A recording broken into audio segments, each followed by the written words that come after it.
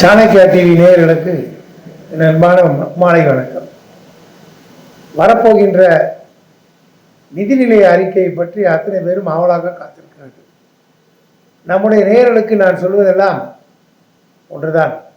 ஐயா மோடி அவர்களுடைய தலைமையில் ஏற்கக்கூடிய மத்திய அரசாங்கம் உலக நாடுகள் மத்தியிலே மிகப்பெரிய எழுச்சியை ஏற்படுத்தி உலக பொருளாதாரத்திலே இந்தியா 3வது இடத்தை பிடிப்பதற்கு வேண்டிய அனைத்து காரியங்களையும் இந்த நிதிநிலை அறிக்கையின் மூலமாக உண்டாக்கப்பட இருக்கிறது. இந்திய நாடு 2047 மிகப்பெரிய வல்லரசாக உருவாக்குவதற்கு இந்த நிதிநிலை அறிக்கையிலேயும் அதற்கு வேண்டிய பணிகளை செய்ய நம்முடைய அரசாங்கம் காத்திருக்கிறது. விவசாயம், தொழில் வளர்ச்சி, வர்த்தகம், அதுபோலவே கல்வி, பெண்கள் பாதுகாப்பு, பெண்கள் முன்னேற்றம், அதுபோலவே இளைஞருடைய வேலைவாய்ப்பு, அதுபோலவே விண்வெளி ஆராய்ச்சி, அதுபோலவே கடல் சார்ந்த துறை, விமானத்துறை, ரயில்வே துறை, எந்த துறையாக இருந்தாலும் அனைத்து துறைகளிலும் முதலீடுகளை ஈர்த்து உலக நாடுகள் மத்தியிலே இந்தியா ஒரு வளர்ந்த நாடாக உருவாக்குவதற்கு வேண்டிய அடிப்படை பணிகளை ஏற்படுத்துவதற்கு இந்த நிதிநிலை அறிக்கை நிச்சயமாக ஏற்பாடு செய்யும். அதற்கான அறிவிப்புகளை கொடுக்கும்.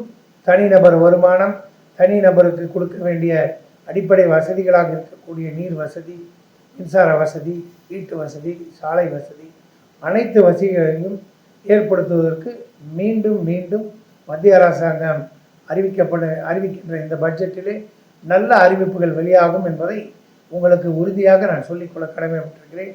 ஆக நான் கடந்த மாதத்திலேயே நிதியமைச்சரை, ரயில்வே துறை அமைச்சரை, விமானத்துறை அமைச்சரை அத்தனை பேரையும் சந்தித்திருக்கிறேன்.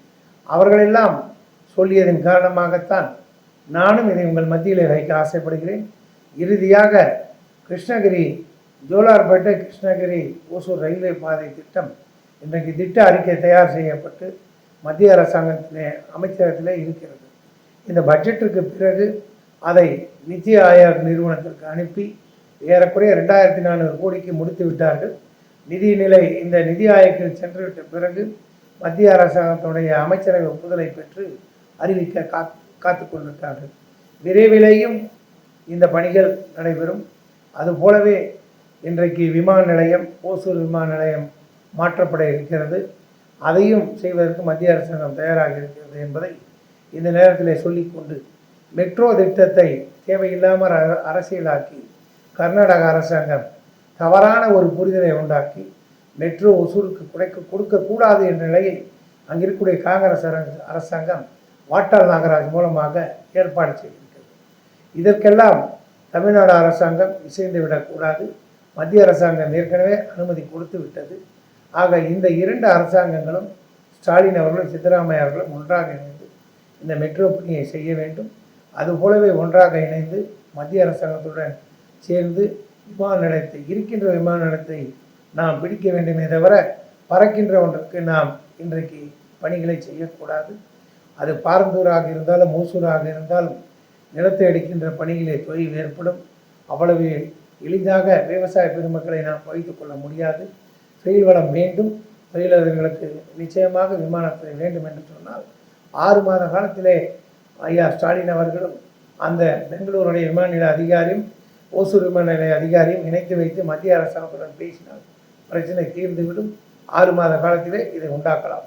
இதுதான் நம்முடைய சாணக்கிய நேயர்களுக்கு நான் சொல்லக்கூடிய உண்மை நியாயமான ஒரு கருத்தாக உங்கள் மத்தியில் வைக்க ஆசைப்படுகின்றேன். நன்றி. இந்த பட்ஜெட்டில் எதிர்பார்ப்பு கிருஷ்ணகிரி மாவட்டத்தில் தான். இந்த பட்ஜெட்டில் கிருஷ்ணகிரி மாவட்டத்துக்கு தனியாக ஒன்று கேட்கறதுக்கு எதுவுமே தனியாக அப்படி கேட்க முடியாது. 947 பக்கத்தில் ஒரு விஷன் ஓசூர்னு ஒரு டாக்குமெண்ட் ரெடி பண்ணியிருக்காங்க. அது போலவே ஓசூர் நகர வளர்ச்சிக்கு அவர்கள் ஏதேதோ பல காரியங்களை எல்லாம் உண்டாக்கியிருக்கிறார்கள். கிருஷ்ணகிரி மாவட்டத்துக்கு அனைத்து வளர்ச்சியும் கேட்க வேண்டிய ஒரு சூழ்நிலை தான் இருக்கும். ரயில்வே ஆகட்டும், மெட்ரோவாகட்டும், விமான நிலையம் ஆகட்டும், இது 3ம் முக்கியமாக வேண்டும். அதுபோலவே சிப்காட்டிலே நிலம் பற்றாக்குறை இருக்கிறது. இங்கே நிறைய தொழில்கள் வர முதலீடுகள் காத்திருக்கின்றன. அதற்கு வேண்டிய அடிப்படை நிலத்தையும் அங்கே மின்சாரத்தையும் கொடுக்க வேண்டிய கடமை நம்முடைய மாநில அரசாங்கம் செய்து கொடுக்கும் என்ற நம்பிக்கை இருக்கிறது. ஆகவே என்னை பொறுத்தவரை கிருஷ்ணகிரி மாவட்டத்தில் நிச்சயமாக மிகப்பெரிய தொழில்கள் வரும், உருவாக்கப்படும்.